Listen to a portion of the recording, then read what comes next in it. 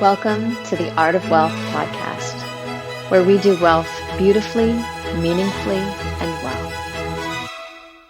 Okay, welcome, Jennifer. Thank you so much for talking with me on the podcast again today.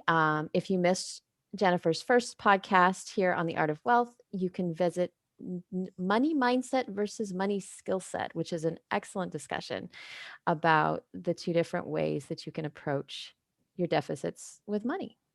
Thank you for having me. Absolutely. So tell me about the difference between victim mentality and wealth mentality. Yeah, that is such a great, it's something that we talk about behind the scenes quite a lot. And it's something that, clients or people in general, depending upon how self-aware of their own actions and personality they are, have a hard time kind of grasping, and so I don't think when we're talking about financial mindset as it relates to victim versus wealth mentality, that we have the benefit of isolating that to finance, right? So Right. what we often find with some people that we work with that are here, which is the first great start of when they reach out to an advisor, a coach, or a wealth management firm like ourselves, that they already, whether they're directly self-aware or indirectly self-aware, that they know they need a little bit of help, right? And it's our job to kind of see their level of willingness and openness to really go down that path. The victim mentality that we often say is, I can't save enough. The job isn't good for me. I've never been able to say, I have so many expenses. I can't get ahead. You don't understand, what I'm dealing with. If I could just, when this happens, then I'll be able to do it.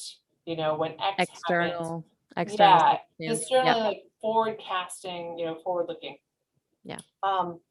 When we talk to people with more of a wealth mindset, it doesn't matter if it's which is, this is one of my favorites, is it wouldn't matter if it's $10 a week or $10,000 a week that they're saving. They're disciplined to say, what do I need to squirrel away? What do I need to do? Right? I can do this. I need the blueprint and the discipline. And then, as I always tell them, you can turn up the volume later. But if we don't get to the $10, we'll never get to the, the $100 one day. And they see the avenue, they see where they can cut back, they see the ability, and they have a positive mindset to say, whether it's one day I'm going to have a better job, or one day I'll get this raise, or my expenses or my debt will be lower, and I can do this. Help me find that path. And even if that path of a financial plan looks like it's 2 or 3 years from now, they have the discipline and the mindset and the positive energy to say, I'm going to get there. I don't care what it takes. I'm going to get there. And it's up to us to kind of keep them on track for that. But we do see oftentimes layers of excuses on the victim mentality, that there's always a struggle. There's always an outside element that's affecting them. And don't get me wrong, there's always the house is leaking or something happens along the way. But we can tell pretty quickly where people are open to that or not.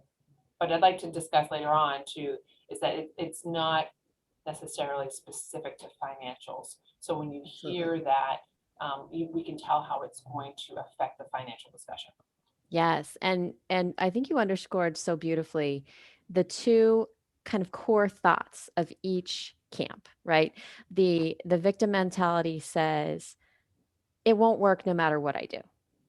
There's some reason why it just will not work, and they've got that brick wall. And then the wealth mentality or the empowered mentality says, I can do this. Maybe I don't know how, maybe it's going to be hard, maybe I need help from someone like you, but I can do this. And so there's that just inherent baseline of what is your core thought about anything. And I love how you say, we're talking about this specific to finance, but it really affects everything in your life. And when you change this mentality in any little area of your life, you will see the spillover for everything else. Yeah, I agree. And I think oftentimes when we talk about like, what's your money script, like what's in your mind, like what's the message that you're telling to yourself? I think that is a big component for people to really envision how they see themselves, how they see their planning, how they talk to themselves.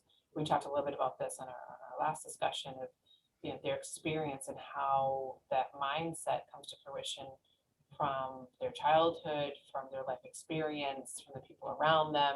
There's so many components, and I wish I could isolate one thing, like, hey, every person that comes with a positive wealth mindset is this, or the victim mentality Right. comes from this. They come from, whether it's, extreme poverty, a bad experience, a parental issue.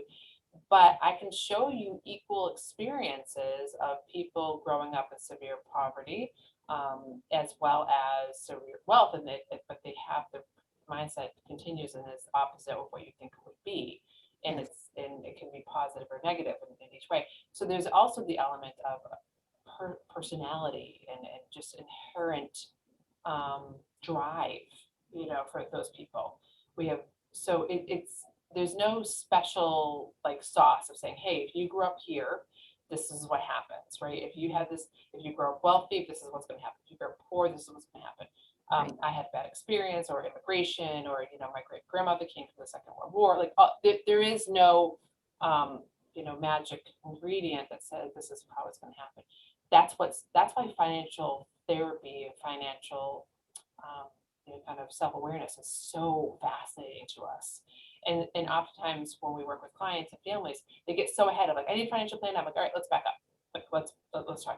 What do you do and why do you do that? And we can tell certain avenues of what they're spending and why they're spending. And, some people want to solve everyone's problems. They want to be the goal. They want to be the go-to, kind of hero for the family, or be the problem solver. And that's a big responsibility. And Yeah. so they have to learn to put their needs first, their protection first, so they can help many others, their family, charities, and everything else. So Yeah. I wish we could have. That's what's so amazing about human behavior. It's so dynamic. Well, and I'd love to highlight too, you can't predict what maybe somebody's mindset was coming out of whatever situation they were in. Like you said, you can be in extreme poverty or you can have incredible wealth and or money. Wealth is like we said, depending on who you are, what you think it is, but you can come out of that anywhere on the board. Anywhere on the board. And so I love to say it's not your fault what you came in with, what your mentality is. If you grew up and you're the biggest victim and you have all the excuses, it's not necessarily your fault, but it is now your responsibility to notice that and change it. And that's what has so excited me in my work as an adult is we get to choose now how we're going to continue to show up in the world. We get to choose. Are we going to keep choosing the thought of it'll never work no matter what I do, or I can do this? And a lot of people will say, well, I just really know I can't. And that really is just an excuse. It really is just a mindset that can be changed. And that's what's so exciting. You don't have to live in that world anymore. You don't have to live in that mentality. You don't have to live depressed and upset about what you don't have. Yeah, You really, really can come out ahead. You just have to believe that you can. it's true. And I think sometimes, as part of that, we talked a little earlier offline, is there's so many factors that can contribute to that. But what are the tools and the environment that you're providing to yourself the Yes. best success for that transition of going from victim to responsibility of my own destiny? And what's my role now that, like you said, it's not my fault, but it's my responsibility. Right. What am I going to do about it? So what are we going to do about it? And that goes in our mind of everything from, the job environment and culture that you're part of, the work, the passion that you're doing, your contributions, the family that you have, the friends that you're surrounding yourself with, the environment, your health and well-being, whether it's like physical or mental, therapy and, health and wellness, Yeah.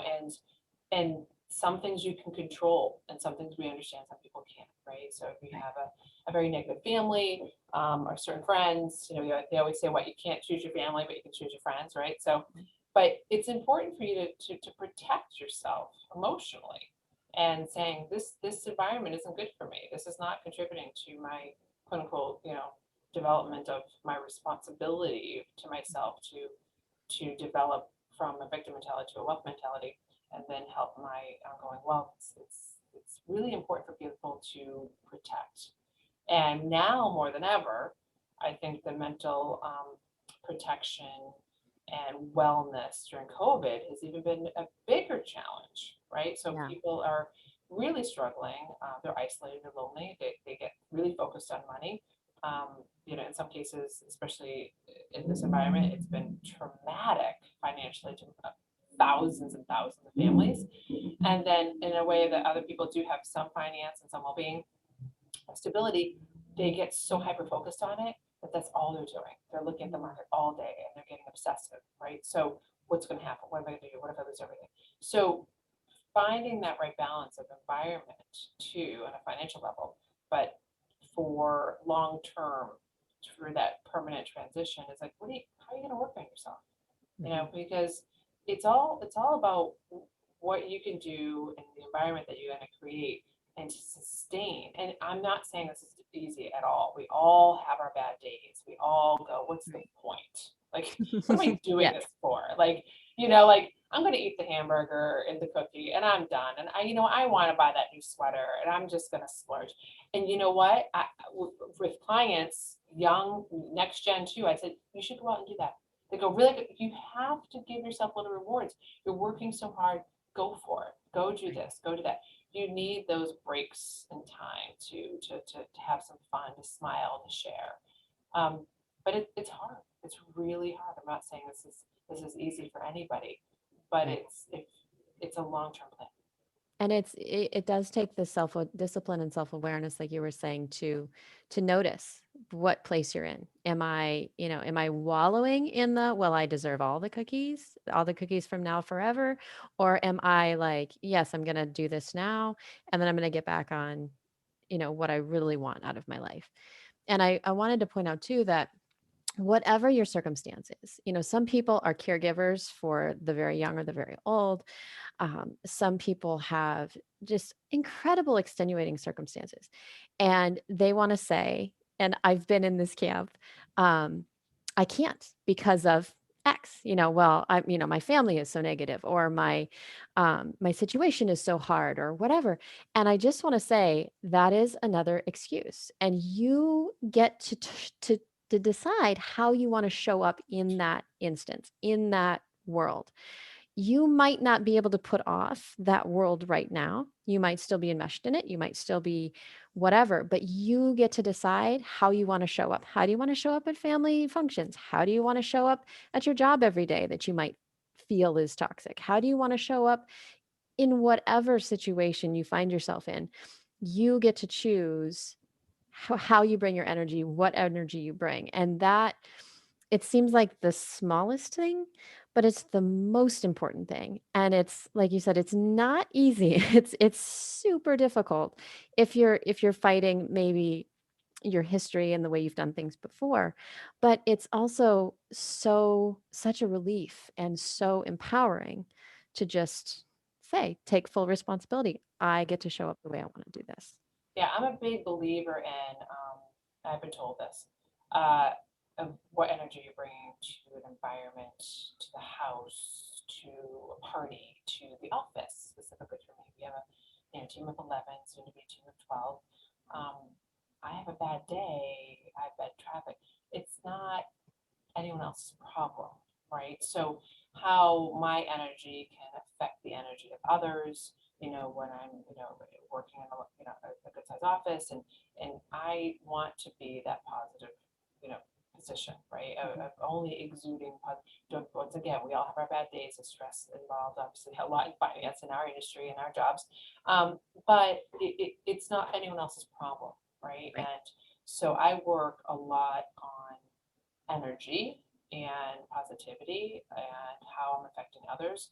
Um, and I know that about myself, right? So I know that because I can be a pretty intense personality. I'm high energy. And I wasn't self-aware of that for a long time until my husband's like, you can make an energy go up and down and things like that. So I go, oh, okay, great, and I've been working on that for a long time because, I think faster is better, go, go, go, and things, different things. And I can see I'm a pretty positive person. but how what you bring to an environment can positively negatively affect other people. So And how can you tell people exactly how you work on that? Because I can see people who've never done that before might not have the awareness of this. The first thing they go, "Oh, I don't know how to do that." What does that look like?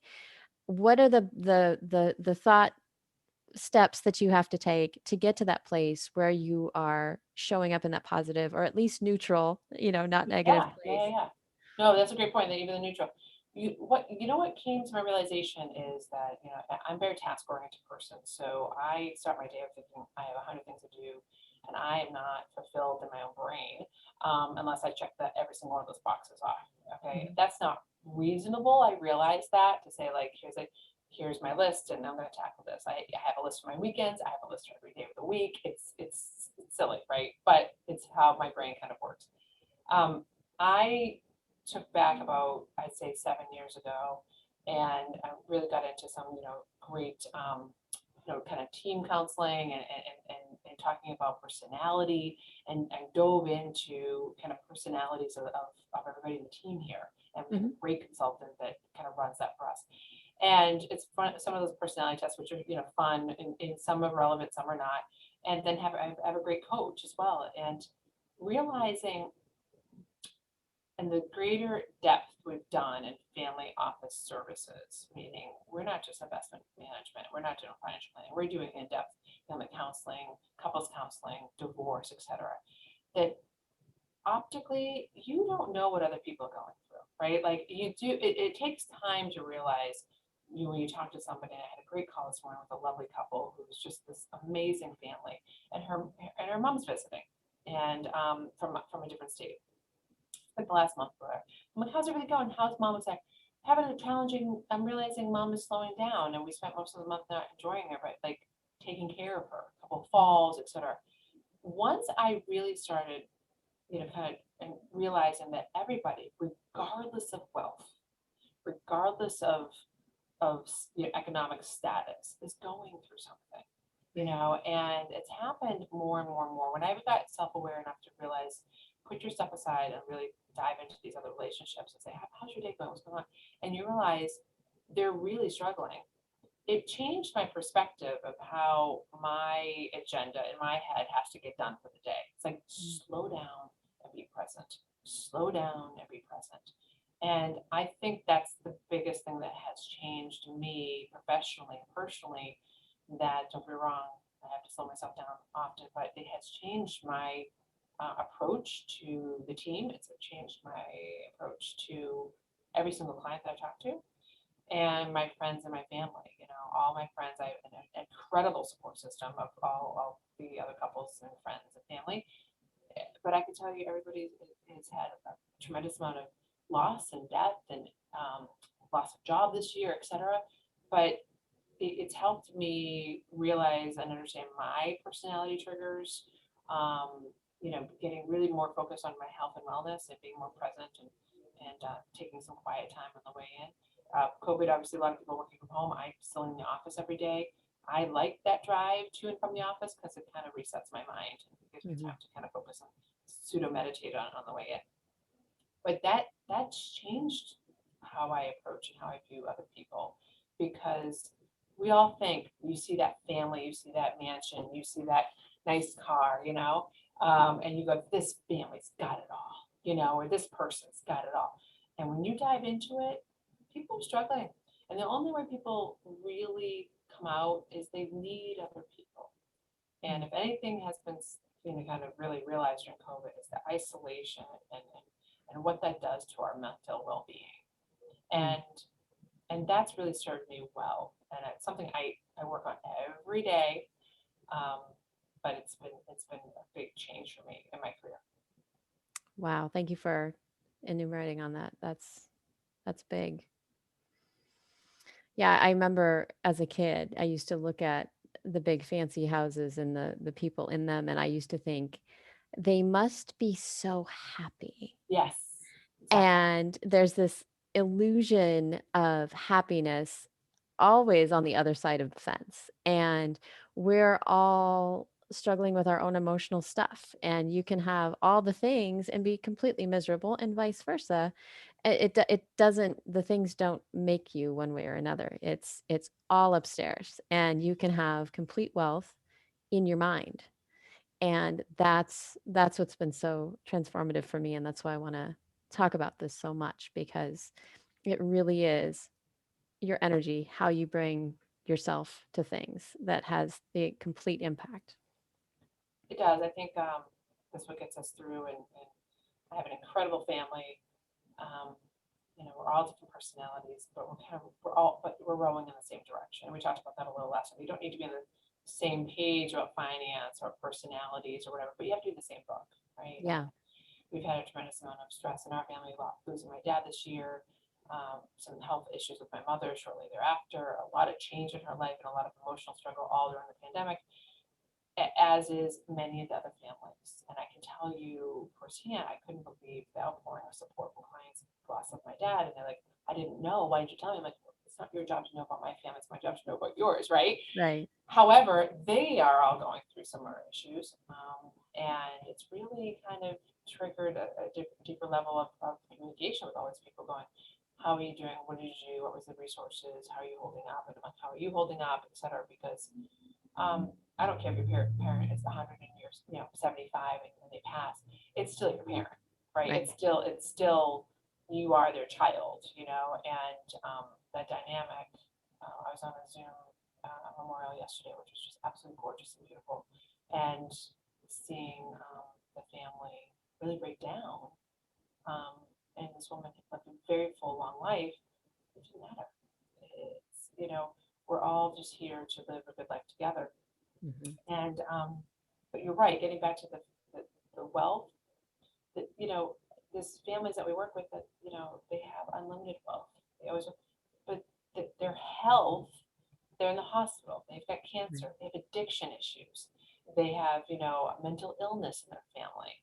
And this is the stuff that people just who are driving by that see the sports car or the nice Mercedes go, well, they've got it all figure it out, don't they? I'm like, nope, don't worry. They would give every dime for their kid not to be, struggling with cancer. They'd give Right. every dime for their kid not to have mental illness and severe depression, bipolar, etc. Right. And I think, that's also gets part to the negative connotation or positive connotation of wealth versus the victim mentality, saying, anybody that's wealthy is a jerk, and they're just greedy, etc. And poor me, look at this, I'm struggling with money, I'll never get there. There we have opportunities, and it's not good. It's depending upon what your mindset is as you look at that. So that's a great segue into some of what you were identifying as the next gen mentality, and some of the struggles that you've seen with parents right now, and what's going on with that? What are the issues? Yeah, it's funny you said that. So we do a tremendous amount of next gen communication and education. So, we are on our third generation of clients. We have clients that have obviously parents that are well into their 90s, and themselves, their children, their grandchildren. And so we speak to all that. And it's fun to talk about mindset on a financial level with them, because it all depends upon their experience. Some of them, like you said, were very poor. Some of them are immigrants who were in different countries. They escaped the war. They came from, very small countries with limited economic capacity, or no economic capacity, zero, opportunities. Hmm. And so they come and they kill themselves to give a better life to the next generations. And by doing so, they say to themselves, understandably so, I want a better life for my family. What's interesting is, not all the time, but we do see some of the kids that come out with no debt in college, because that was the goal. Like, I don't want them to come out with any debt. I don't want them to struggle the way I struggled. But there's power in that struggle.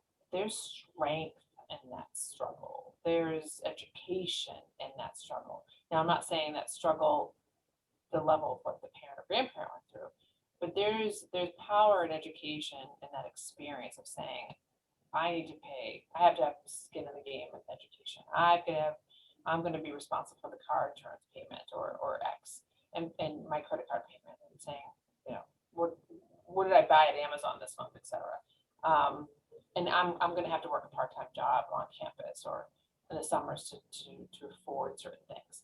Yeah. And I think some families have taken that away because with great meaning and great heart that they meant. And now it's in a couple of cases boomerang it back and they say, oh my God, Jen, like, what did I do? Like, they don't get it. They think, money is evil. Like, we're in an environment where it's like, you know, wealth is evil. It represents greed, etc. Yet they Mhm. can't balance a checkbook, right? And they go, they Right. haven't had to. I've given them all the money they've ever needed. Their credit card's attached to mine. It always gets paid. They have perfect credit scores, but now they're 22, 23 years old, coming out of school, and there's a negative connotation of like I have to with money, but they haven't experienced the power and need and how it's used as a tool. Right. So in a lot of cases, it gets back to every child is different.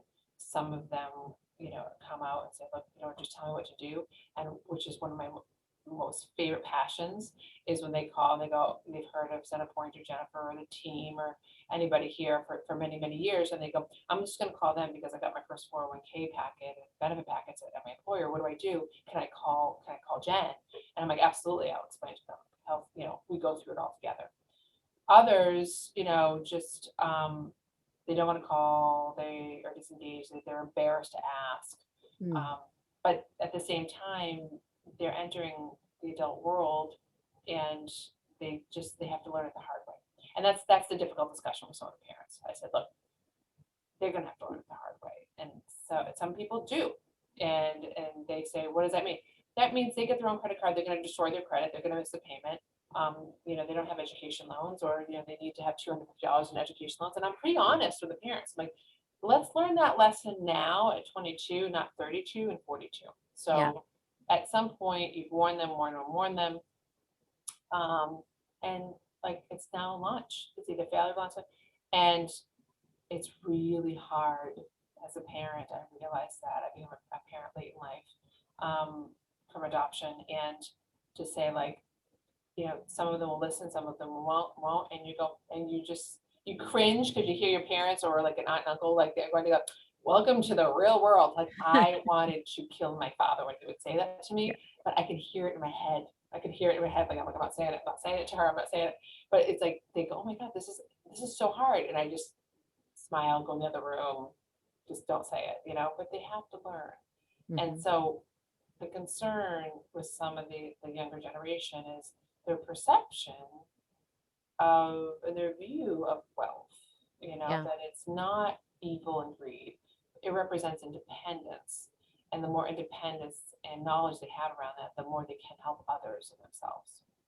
And it does foster interdependence. It's not just everybody's a silo. When you have wealth, when you have your needs taken care of and a surplus, you can help others. And I think when we come from this idea of money is evil, um, it can come from a lot of different places. We can see maybe some terrible things that the very, very wealthy appear to be doing. And to that I would also say, hey, don't believe everything you read Yeah. or see or Oh, watch. definitely. But also we live in a society where we have the luxury of passing judgment because of wealth. you Yeah, know, yeah, when definitely. yeah, when you're in a situation where you are in survival and you have no capacity to do anything. There is no money, there is no way to get money. You're just trying to eat and survive. There's no time for passing judgment. There's no time for, you know, listing the evils of the world Yeah, because you're just in it. And so even thinking, gosh, this is terrible and I think things should be done differently is a luxury of the very, very wealthy. yeah, I agree. And the other thing that I think ends up happening, and this goes for the next gen, but it goes for all of us, is I always tell people stay in your lane. Stay in Mhm. your lane. There Yes. is a really difficult time period when people come out of college all the way till their age, Doesn't matter actually age. I would say, in my experience, anywhere from 22 to 35, but it goes on for life with all of us. Mhm. Is that when you come out from high school and go to college, you're kind of on the same path with a lot of your classmates, friends, etc. You look to the left, you look to the right. This person went to this school, you went to that school. They Mhm. majored in this, you majored in that. But you're in the same lane, you're going the same 55 miles an hour, right? But Right. when they come out of school, you start going, this person becomes a teacher, this person becomes an investment banker, this person moves on to an advanced degree. Um, a myriad of things.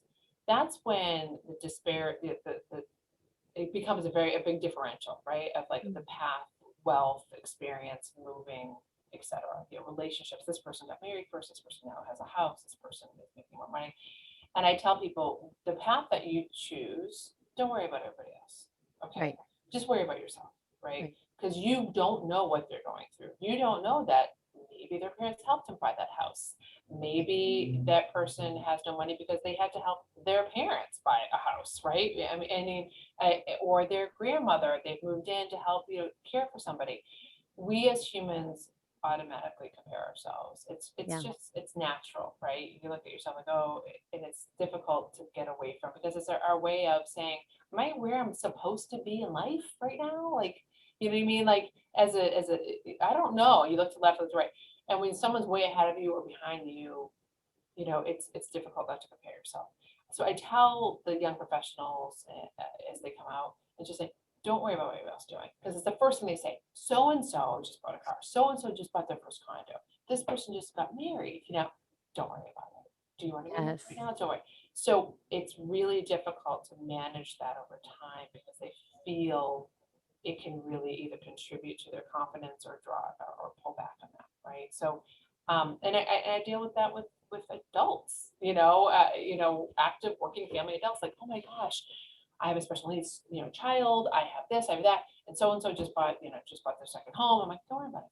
Like, that's their journey. That's Right. okay. They have their own struggles and other things. But I think that's a tremendous amount. I see a lot more anxiety with young professionals than I've ever seen before, emotional anxiety. I wonder if that coincides with the graph of the popularity of Instagram. Yeah, literally, because like put a filter on it, everything's perfect to social media. Yeah. You and I were talking about this offline a little bit. It is important to protect your mental well-being, especially during COVID and all these other issues, and the introduction of social media, which is amazing in some ways, has really hurt others in other ways, right? So when you're trying to say like, let's not look at the news, let's keep our household protected, with positive energy, health and wellness, etc. But in my case, in our industry at least, is so much as earnings reports and financials, it's impossible that COVID or some negative things don't seep into it every single report, earnings discussion, company announcement, etc. So you have to see it. But just to your point earlier, it's bad. Get off Facebook, get off these other issues. It's shocking how people will use that platform to promote things that are not real, to Mm. make other people feel poorly about themselves, to sit behind the scenes and make negative comments, Bullying. that you Yeah. can't unsee or unhear, and it's just the makeup of the brain. So to the thought of stay in your own lane, one thing I want to offer to everyone listening is to really take the time to sit down with yourself and ask what is really important to me. Because a lot of times we're fed in the media and social media and all the ways, well, I'm 30 and I have these benchmarks, or I'm 40 and I have these benchmarks. And what's so funny is sometimes I'll catch myself getting caught up in something like that, and then I'll have this moment of reckoning when I'm like, I don't even want that, or I don't want it Sure. enough to change my trajectory. So take the time to really sit with yourself and ask yourself, and use your imagination. Like, what do I want for myself? If I could imagine the best possible outcome for me, What is that? And often, you can be informed by the things you've seen, but often it's something that's very unique to you. It's your own pie, and you get to bake it, you get to create it, you get to make that life for yourself. And I think when you're really settled in your own desires and your own wants and what really lights you up and what you value, you're not so swayed by what everybody else is doing. Yeah, and we all, like you said earlier, we all will have those moments. It's you get pulled in. It's only natural to compare yourselves or to go down that negative road. But the resiliency is the bigger thing that we see between the victim mentality and the wealth mentality. My brother and I have a terminology that we use, my other brother, it's called the spiral thinking. Like, oh, well, here we go. Like, I can make myself homeless in 3 steps. Like, I lose the job, like this happens, whatever, and then I'm homeless. And it's not funny, but we have those days that we just say that transition happens. But it's the resiliency that happens a day, that happens for a couple of hours. You get your support system around you, you reset your mind, you've had a bad day, you get up and go again. And and because we all will have that. But Mhm. resiliency is probably the biggest thing that we see that is a determinant between going from wealth mentality to victim back to wealth, right? And Oh, that's so so good. I see that with a lot of families that are on path that have a huge setback because of family issue, health, which becomes a financial issue, Mhm. special programs that are covered by insurance, addiction issues, mental illness could easily, for the right program, 60, 100, $200,000. What are their options, right? Step back, reset, move forward, start again. And resiliency is something that I think we could spend an entire hour on. What makes a one person more resilient than the other? And that's hard to determine, but that's the biggest, I say, success point that we see with a lot of families or individuals that say, how do I bounce? Gonna bounce back, right? Um, because sometimes people just don't think, I don't have it in me. I don't have it in me. I'm like, you have it in you. And being able to reset and be resilient is a powerful tool. And I think from everything you just said, that is exactly the two thoughts that we started this episode with. I can't do this and I can do this. And regardless of what's thrown at you, regardless of what obstacles are in your way, resilience is saying, I'm still going. I'm still going to do this. And the ones that don't have the resilience, that just lay down and give up, are the ones who say, well, that external thing was just too big. I just can't do it. It's not going to happen. You're absolutely right. Absolutely. Absolutely. Oh, thank you so much for taking the time to talk about victim mentality and wealth mentality today. I think this was an amazing episode, and I appreciate all of your insights. Oh, my pleasure. It's always a pleasure to be part of this discussion, part of your thought process, the mindset versus skill set. It's just a joy to be part of this, and I just love exactly the work that you're doing and sharing because it's so important. Awesome. Thank you, Jennifer. Thank you. For more resources from this episode, including some bonus empowered questions, feel free to visit artofwealth.co. You can also check out our other interview Jennifer and I did in episode number 3 on money mindset versus money skill set. I know if you loved this podcast, you will love that one as well. Thanks, and we'll see you soon.